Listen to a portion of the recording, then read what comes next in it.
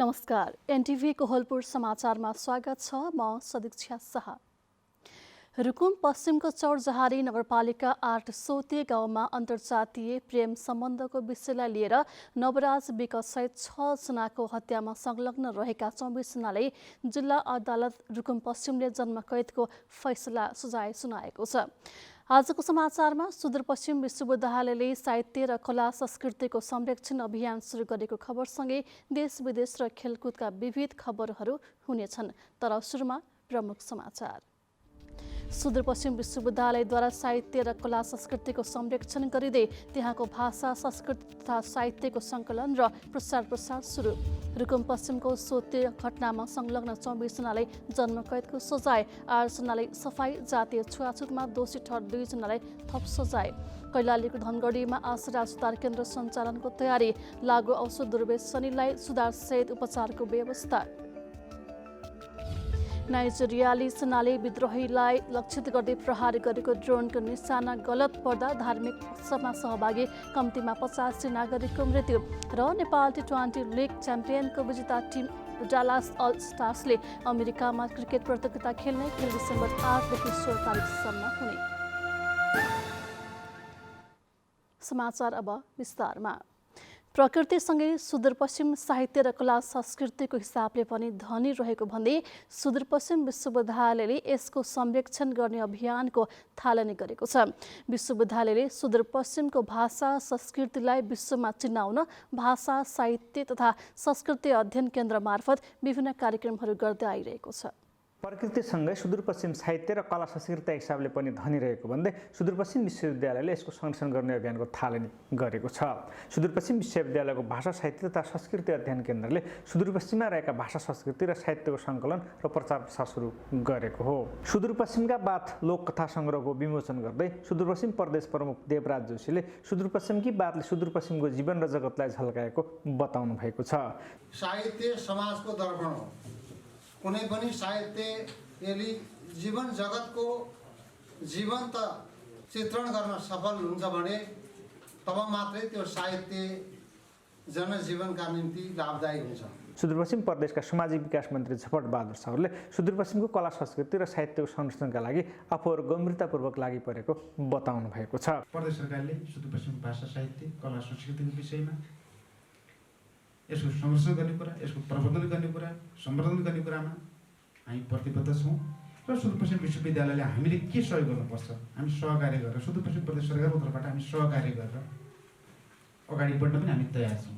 सुदूरपश्चिमका बाथ लोककथा सङ्ग्रहले पुरानो पुस्ता र नयाँ पुस्ता बीचको पुलको काम गरेको भन्दै पुरानो कला संस्कृतिको सकारात्मक पक्षको संरक्षण गर्दै र आधुनिक प्रविधिको प्रयोग मार्फत समाजलाई अग्रगमनको बाटोमा डोर्याउनु पर्ने उहाँको भनाइरहेको छ।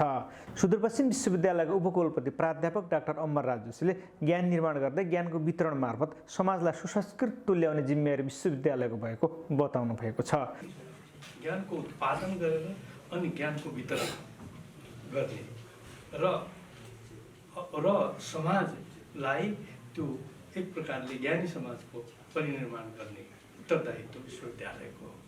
विश्वविद्यालयको यो कृति हाम्रा 88वटा नै स्थानीय निकायमा रन भइरहेका विद्यालयहरूमा बालबालिकासम्म पुगोस्। सुदूरपश्चिम विश्वविद्यालयले सुदूरपश्चिमको भाषा संस्कृतिलाई विश्वमा चिनाउन भाषा साहित्य तथा संस्कृति अध्ययन केन्द्र मार्फत विभिन्न कार्यक्रमहरू गर्दै आइरहेको छ। रामसिंह ठकुर्ना, नेपाल टेलिभिजन, सुदूरपश्चिम प्रदेश, कञ्चनपुर। रुकुम पश्चिमको चौरजहारी नगरपालिका 8 सोती गाउँमा अन्तर्जातीय प्रेम सम्बन्धको विषयलाई लिएर नवराज विकसहित 6 जनाको हत्यामा संलग्न रहेका 24 जनालाई जिल्ला अदालत रुकुम पश्चिमले जन्मकैदको फैसला सजाय सुनाएको छ। हिजो न्यायाधीश खड्कबहादुर केसीको इजलासले थुनामा रहेका 23 र तारिखमा रिहा भएका 1 गरी 24 जनालाई जन्मकैदको फैसला सुनाएको हो। यस्तै अदालतले 8 जनालाई सफाई दिएको छ।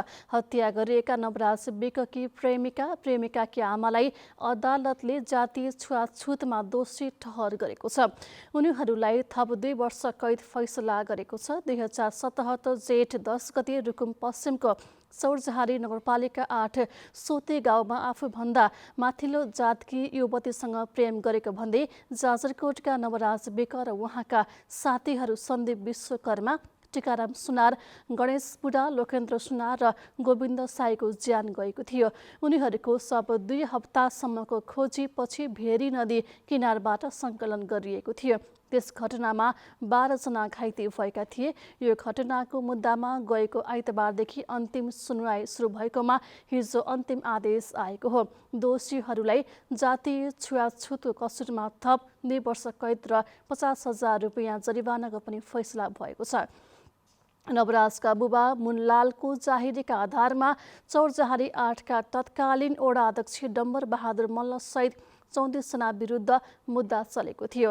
उनीहरूमध्ये किशोरीको आमा धरौटीमा र अरू 10 जना सामान्य तारिखमा छुटेका थिए भने 23 जना पूर्वपक्षको लागि कारागार चलान भएका थिए। कैलालीको धनगढीमा आसरा सुधार केन्द्र सञ्चालनको तयारी गरिएको छ। धनगढी उपमहानगरपालिका वडा नम्बर 14 मा लागु औषधको दुर्व्यसनीलाई गुणस्तरीय उपचारको व्यवस्था गर्न आसरा सुधार केन्द्र सञ्चालनको तयारी गरिएको हो। धनगढी उपमहानगरपालिका सुदूरपश्चिम प्रदेश प्रहरी कार्यालय धनगढी बीचको सुधार केन्द्र स्थापना गर्न सम्झौता भइसकेको छ। उपमहानगर प्रमुख गोपाल हमाल र सुदूरपश्चिम प्रदेश प्रहरी कार्यालय धनगढीका प्रहरी नायब महानिरीक्षक भरत बहादुर बोहरा बीच समझदारी पत्रमा हस्ताक्षर गरिएको थियो। सो केन्द्रमा 200 जना राख्न सक्ने गरी काम भइरहेको प्रहरी नायब महानिरीक्षक भरत बहादुर बोहराले बताउनुभयो। यसैबीच सञ्चालनको तयारीमा रहेको आसरा सुधार केन्द्रको सुदूरपश्चिम प्रदेश सरकारका भौतिक पूर्वाधार विकास मन्त्री प्रकाश देउवाले निरीक्षण गर्नुभएको छ। यसअघिको सरकारले नियुक्त गरेका अस्पताल विकास समितिका पदाधिकारीलाई समय अगावै खारेज गरी नयाँ नियुक्ति दिएको लुम्बिनी प्रदेश सरकारको निर्णयलाई तत्काल कार्यान्वयन नगर्न सर्वोच्च अदालतले अल्पकालीन अन्तरिम आदेश जारी गरेको छ। न्यायाधिवक्ता नहकुल सुवेदीको एकल इजलासले मङ्गलबार उक्त आदेश जारी गरेको थियो। लुम्बिनी प्रदेश सरकारले गत कार्तिक 1 गते अस्पताल विकास समिति खारिज गर्ने निर्णयसँगै अस्पताल विकास समिति गठन तथा सञ्चालन नियमावली 2080 पारित गरेको थियो। यसैगरी सोही नियमावली अनुसार प्रदेशका 13 वटा अस्पतालहरूमा नयाँ अध्यक्ष नियुक्ति गरेको थियो। सरकारले नयाँ नियमावली अनुसार कार्तिक 23 गते लुम्बिनी प्रदेश सरकार मातहतका अस्पताल विकास समितिका अध्यक्षहरूको नियुक्ति गरेको थियो। गएको कार्तिक 25 गते सरकारका सत्ता साझेदार दलहरूका बीचमा भागबन्दा गरी लुम्बिनी प्रदेशका 13 वटा अस्पतालमा मध्ये माओवादी केन्द्रले 4 र बाँकी अस्पतालमा कांग्रेस लगायत अन्य साना दललाई अध्यक्ष दिएको थियो। समाचारको क्रम जारी नै छ। एकैछिनको विश्राम।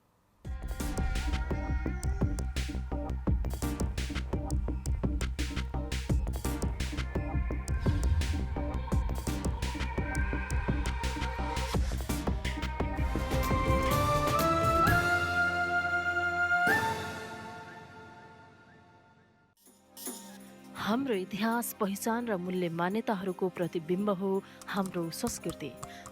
तर द्रुत गतिमा परिवर्तन भइरहेको संसारमा हामीहरूले आफैलाई सोधौं, के हामीले हाम्रो संस्कृति जोगाउन पर्याप्त प्रयासहरू गरिरहेका छौं? विश्वव्यापीकरण र प्रविधिको विकास सँगसँगै हाम्रो सांस्कृतिक सम्पदा र संस्कृतिहरू बिर्सिने जोखिममा छन्। परम्परागत प्रचलन, भाषा र वेशभूषाहरू लोप हुँदै गइरहेका छन्। तर आशा छ चाडपर्वहरूदेखि लिएर धार्मिक स्थलहरू र कलाकृतिहरूको संरक्षण गर्न र यसको प्रवर्धन गर्न मानिसहरू एकजुट भइरहेका छन्। हाम्रो संस्कृतिको संरक्षणले हामीलाई हाम्रो विगतलाई सम्मान गर्न मात्र होइन, यसले रचनात्मकतालाई पनि प्रेरित गर्दछ र आर्थिक विकासका लागि पनि आधार हो। हाम्रो सांस्कृतिक सम्पदा एक पुस्तादेखि अर्को पुस्तामा हस्तान्तरण हुने हुँदा यो हामी र हाम्रो प्रयासमा निर्भर छ। आओ आफ्नो पहिचान र संस्कृतिलाई संरक्षण गर्न एकजुट हौं।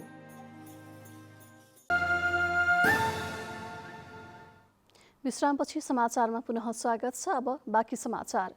भूकम्प प्रभावितलाई अस्थायी आवास निर्माणको लागि रकम निकासा भएको छ। भूकम्प प्रभावित दार्मा गाउँपालिकामा अस्थायी आवास निर्माणको लागि 1 करोड 30 लाख रुपियाँ निकासा भएको हो। सङ्घीय सरकार मार्फत पालिकाका भूकम्प प्रभावितको अस्थायी आवास निर्माणको लागि 1 करोड 30 लाख रुपियाँ निकासा भएको छ। गाउँपालिकाका अध्यक्ष नेम बहादुर केसीले पहिलो किस्ता लिनको लागि 22 जना भूकम्प पीडितले आवश्यक प्रक्रिया अघि बढाएको बताउनु भएको छ। उहाँका अनुसार रकम निकासासँगै अस्थायी आवास निर्माणले गति लिनेछ। सल्यानको दार्मा गाउँपालिकामा अस्थायी आवास निर्माणको लागि प्राविधिक सहित विभिन्न पार्टी सङ्घ संस्था स्थानीय गरी 400 स्वयंसेवक खटिएका छन्। त्रिपालमा बस्दै आएका महिला, बालबालिका, ज्येष्ठ नागरिक, सुत्केरी, गर्भवती, धमाधम बिरामी पर्न थालेपछि चिसोबाट बचाउन तत्काल राहत होस् भनेर अस्थायी आवास निर्माण कार्य स्वयंसेवक मार्फत अगाडि बढाएको जनाइएको छ। गुल्मीका किसानलाई बिउ बिजन व्यवसाय अनुमति पत्र प्राप्तको लागि आवश्यक बिउ उत्पादन सम्बन्धी 3 दिने तालिम प्रदान गरिएको छ। प्रधानमन्त्री कृषि आधुनिकीकरण परियोजना कार्यान्वयन एकाइ गुल्मीको आयोजना र बिउ बिजन गुणस्तर नियन्त्रण केन्द्र ललितपुरको प्राविधिक सहयोगमा तालिम प्रदान गरिएको हो। जिल्लामा 3 वर्षपछि किसानले बिउ बिजन उत्पादन तथा अनुमति पत्र प्राप्तको लागि तालिम पाएका छन्। एग्रोभेट सञ्चालक, बिउ उत्पादन गर्दै आएका कृषक र प्राविधिकहरूलाई तालिम दिएको हो। 3 दिनसम्म चलेको तालिममा बिउ बिजन उत्पादन, ग्रेडिङ, लेबलिङ, प्याकेजिङ, बिउका स्तर, बिउ बिजन सम्बन्धी ऐन नियम, नेपालमा बिउ बिजन प्राप्त हुने स्रोतहरूको बारेमा प्रशिक्षण दिनुका साथै सहभागीहरूको परीक्षा लिई पास भएका 35 जनालाई अनुमति पत्रको लागि प्रमाणपत्र समेत प्रदान गरिएको छ। आधारभूत तालिम लिन काठमाडौँ जानुपर्ने बाध्यता हटेको किसान विवेक पेमी मगर बताउनुहुन्छ। यो खालको चाहिँ तालिमको चाहिँ एकदमै आवश्यकता थियो र काठमाडौँ नै पुगेर चाहिँ यो तालिम लिनुपर्ने बाध्यता थियो। तर यो प्रधानमन्त्री कृषि आधुनिकीकरण परियोजना कार्यान्वयन एकाइ गुल्मीले चाहिँ जिल्ला स्तरमा यो खालको चाहिँ तालिमको आयोजना गर्नुभएको छ। यस तालिमले बिउ बिजन सम्बन्धी केही गर्छु भन्ने किसानलाई महत्त्वपूर्ण सहयोग पुर्याउने प्रशिक्षक एवं बिउ बिजन गुणस्तर नियन्त्रण केन्द्र ललितपुरका वरिष्ठ बाली विकास अधिकृत मोहन खतिवडाको भनाइ छ। जो उत्तीर्ण हुनुभएको छ उहाँहरूले कृषि ज्ञान केन्द्रबाट लाइसेन्स पाएपछि बल्ल बिउ बिजनको कारोबार गर्न पाइन्छ। त्यही भएर यो तालिम चाहिँ कृषिको अरू तालिमहरूभन्दा चाहिँ अलिक फरक किसिमको तालिम हो। बिउ बिजन ऐन 2045ले बिउको कारोबार गर्नको लागि अनिवार्य अनुमति पत्रको व्यवस्था गरेको हुँदा सबै किसानको माग अनुसार तालिमको आयोजना गरिएको कार्यालय प्रमुख गङ्गा पोखरेल बताउनुहुन्छ। कृषक समूह सहकारीले चाहिँ बिउको कारोबार गर्न नपाउने हुनाले यो कार्यक्रम एकदम डिमान्ड बेस भएको हुनाले यसको मेन उद्देश्य चाहिँ कृषकहरू जो बिउ उत्पादनमा आबद्ध हुन चाहनुहुन्छ उहाँहरूलाई समेट्नको लागि यो तालिम गरिएको छ। जिल्लामा धेरै किसानले बिउ उत्पादन गरे तापनि कानुनी बाधा अडचनका कारण व्यावसायिक हुन भने सकेका थिएनन्। तर तालिमसँगै प्राप्त अनुमति पत्रले किसान व्यावसायिक हुनुका साथै जिल्ला समेत बिउमा आत्मनिर्भर हुने अपेक्षा सरकारवाला पक्षको रहेको छ। डिबी खड्का, नेपाल टेलिभिजन, लुम्बिनी प्रदेश, गुल्मी। गुल्मीका किसानलाई बिउ बिजन व्यवसाय अनुमति पत्र प्राप्तको लागि आवश्यक बिउ उत्पादन सम्बन्धी तालिम प्रदान गरिएको छ। 3 वर्षपछि जिल्लामा आयोजना गरिएको तालिम किसानको लागि कतिको प्रभावकारी रह्यो भनेर गुल्मीका किसानलाई सोधेका छौँ। हेरौँ आजको आवाजमा।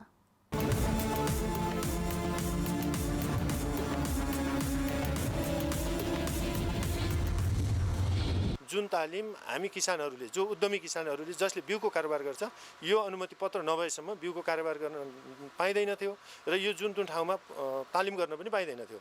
त्यसैले संजोगवश गुल्मीमा यसभन्दा अगाडि 3 वर्ष अगाडि मात्रै एकपटक तालिम भएको थियो र यो अहिले दोस्रो चरणको तालिम हो र यसले बिउको कारोबार गर्ने सबै किसानहरूको लागि अथवा बिउ उद्यमीहरूको लागि, बिउ व्यवसायीहरूको लागि चाहिँ यसले महत्त्वपूर्ण तालिम मानिएको छ। तालिम त एकदमै राम्रो हो। यो चाहिँ अब पास पनि भइन्छ जस्तै छ।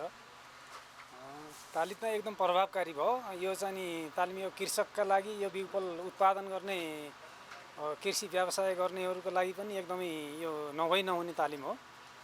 यो जुन चाहिँ नि अनुमति यो बिउ बिजनहरू बिक्री वितरण गर्नलाई, खरिद गर्नको लागि चाहिने एउटा अनुमति पत्रको लागि दिएको चाहिँ एउटा यो तालिम हो। बिउको बारेमा सिकियो सबै, बिउ कसरी उत्पादन गर्ने, सिसान कति चाहिन्छ बिउको लागि, कसरी व्यवस्था बनाउने भन्ने कुरा सिकियो साह्रै।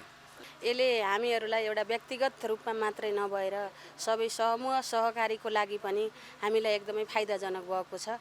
हामीले 3 दिनसम्म एकदमै सौहार्दपूर्ण तरिकाले राम्रोसँग सिकेका छौँ।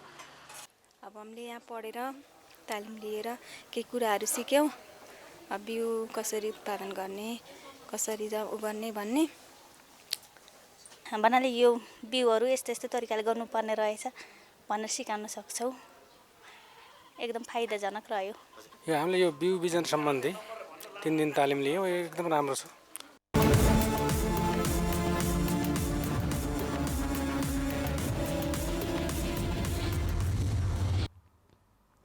दार्चुलाको ब्यास गाउँपालिका वडा नम्बर 1 छाङ्रू र तिङ्करमा बस्ने ब्यासीहरू हिमपात र अत्याधिक चिसो भएपछि जिल्ला सदरमुकाम झरेका छन्। गत वैशाखमा ब्यास उक्लेका उनीहरू चिसो बढेसँगै पशु चौपायासहित सदरमुकाम झरेका हुन्। त्यहाँका स्थानीयहरू मौसम प्रतिकूलताका कारण 6 महिना ब्यास र 6 महिना सदरमुकाम बसोबास गर्ने गर्दछन्। नेपालबाट बाटो नहुँदा ब्यास गाउँपालिका 1 का स्थानीय भारतीय प्रशासनको अनुमति लिएर भारतीय बाटोबाटै आवत गर्ने गर्छन्। छाङडुङमा 110 परिवार र तिङ्करमा 70 परिवार ब्यासी सौका समुदायका मानिसहरूको बसोबास रहेको छ। ब्यासीहरू सदरमुकाम छरेसँगै अब त्यहाँ सुरक्षाकर्मी मात्रै रहेका छन्। समाचारको क्रम जारी नै छ, एकैछिनको विश्राम।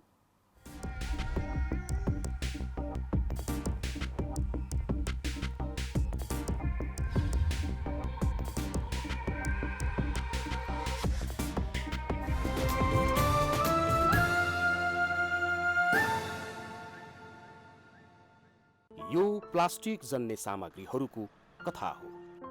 यो सानो कुरा हो। केही समयका लागि यसको प्रयोग गरिन्छ, त्यसपछि फ्याँकिन्छ।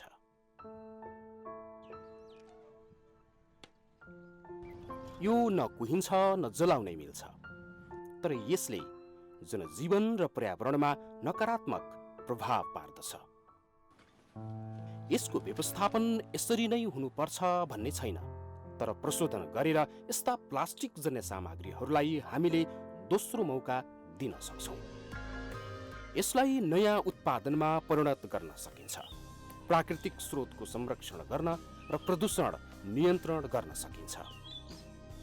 आउनुहोस्, प्लास्टिक जन्य सामग्रीहरूको प्रयोगलाई निरुत्साहित गरौँ र गरिसकेका वस्तुहरूको उचित व्यवस्थापन गरी हाम्रो वरपरको वातावरणलाई स्वच्छ राख्नमा सहयोग गरौँ।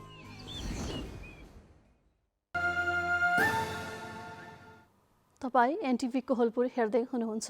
अब बाँकी समाचार। पश्चिम नवलपरासीको रामग्राम 18 स्थित ऐतिहासिक तथा पुरातात्विक स्थल पण्डितपुरमा भएको भूभौतिक संरक्षणका क्रममा जमिनमुनि प्राचीन सहरको संरचना फेला परेको छ।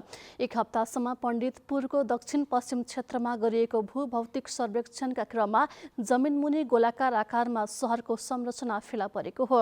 ठूला ठूला पर्खाल र बिहारका भग्नावशेष पनि जमिनमुनि पाइएकाले थप अध्ययनका लागि सर्वेसँगै उत्खननको काम गर्नुपर्ने पुरातत्व विभागका वरिष्ठ पुरातत्व अधिकृत भास्कर गिवालीले जानकारी दिनुभयो। पुरातत्व विभागले अनुमान गरे भन्दा पनि धेरै क्षेत्रफलमा संरचना देखिएकाले थप अध्ययनको आवश्यकता रहेको गिवालीले बताउनु भएको छ। विक्रमसम्म 2068 देखि 2072 सालसम्म पुरातत्व विभागले परम्परागत प्रविधिको सहायताले गरेको उत्खननका क्रममा प्राप्त प्रमाणको अध्ययनबाट 8औं शताब्दीका संरचना त्यहाँ पाइएको छ। उक्त संरचना कपिलवस्तुको तिलौरा कोषसँग मिल्दोजुल्दो रहेकाले बुद्धकालीन सहरको महत्त्वपूर्ण क्षेत्र पण्डितपुर हुन सक्ने आंकलन गरिएको छ। अब अन्तर्राष्ट्रिय समाचार।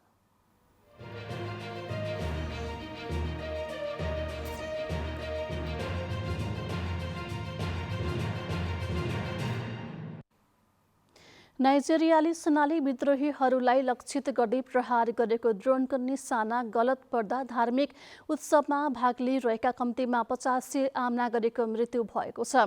कादुना राज्यको इगावे काउन्सिल क्षेत्रको टुदुनबिरी गाउँमा गत आइतबार राति मोहम्मदको जन्मदिन मनाउन भेला भएका सर्वसाधारण ड्रोन आक्रमणमा परेका थिए। कादुनाका गभर्नर उबा सानीले आतंकवादी र डाकुहरूलाई निशाना बनाएर प्रहार गरिएको ड्रोन गलत भएको अन्तर्राष्ट्रिय सञ्चार माध्यमले जनाएका छन्। राष्ट्रिय आपतकालीन व्यवस्थापन एजेन्सीले मंगलबार एक विज्ञप्ति जारी गर्दै अहिलेसम्म 85 वटा शव फेला परेको र अन्यको खोजी जारी रहेको बताएको छ।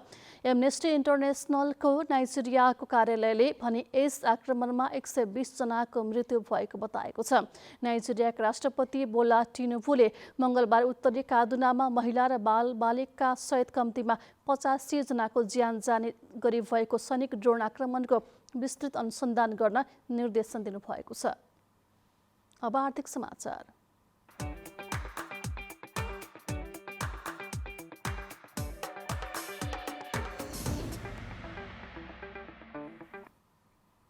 शेयर बजारमा आज सामान्य सुधार भएको छ। हिजो 10 अङ्कभन्दा धेरैले घटेको शेयर बजार परिसूचक नेप्सी आज 3.33 अङ्कले बढेर 1841.04 बिन्दुमा पुगेको छ।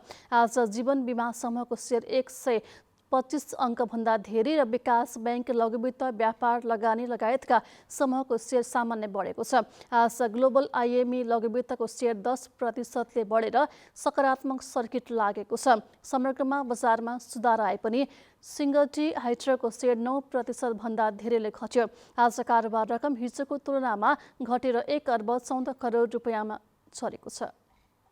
अब खेलकुद समाचार।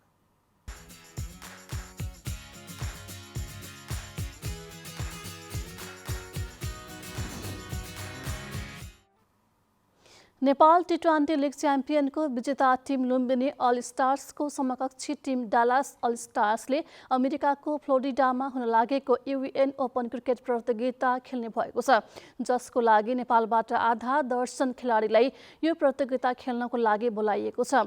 अमेरिकाको फ्लोरिडामा हुने प्रतियोगिता डिसेम्बर 8 देखि 16 तारिकसम्म हुने प्रतियोगिताका लागि साबिक उपविजेता डालास अल स्टार्सले तयारी पूरा गरेको छ। यो पटकको प्रतियोगिताको लागि डालास अल स्टार्सले नेपालबाट 6 खेलाडीलाई प्रतियोगिता खेल्न निम्तो गरेको छ, जसमा अनिल शाह, आरिफ शेख, आसिफ शेख, ललित राजवंशी, कुशल मल्ल र दिपेन्द्र सिंह ऐरी रहेका छन्। 8 टिमको सहभागिता रहेको प्रतियोगिताको पुरस्कार राशि $2,50,000 रहेको छ। प्रतियोगिताको लागि सबै टिमले स्टार विदेशी खेलाडीलाई अनुबन्ध गरेका छन्, जसमा धेरै जसो खेलाडी विभिन्न देशबाट खेलिसकेका खेलाडी रहेका छन्। अब मौसम समाचार।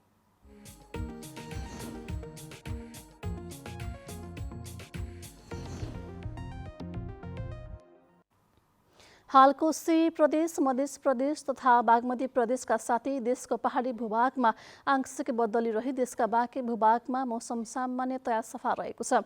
आज राति कोशी, मध्य, बागमती र गण्डकी प्रदेशमा सामान्य बदली रही देशका बाँकी भूभागमा मौसम सामान्यतया सफा रहने भएको छ। अब मौसम सम्बन्धी थप विवरण।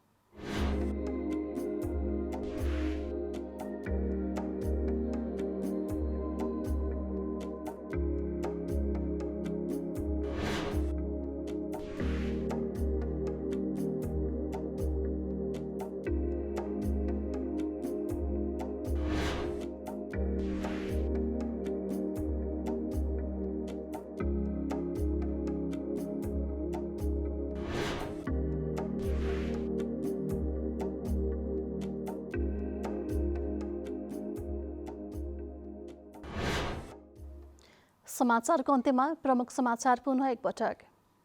सुदूरपश्चिम विश्वविद्यालयद्वारा साहित्य र कला संस्कृतिको संरक्षण गरिँदै त्यहाँको भाषा, संस्कृति तथा साहित्यको सङ्कलन र प्रचार सुरु। रुकुम पश्चिमको सोते घटनामा संलग्न 24 जनाले जन्मकैदको सजाय, 8 जनाले सफाई जातीय छुवाछुतमा दोषी ठहर 2 जनालाई थप सजाय। कैलालीको धनगढीमा आसरा सुधार केन्द्र सञ्चालनको तयारी, लागु औषध दुर्व्यसनीलाई सुधारसहित उपचारको व्यवस्था।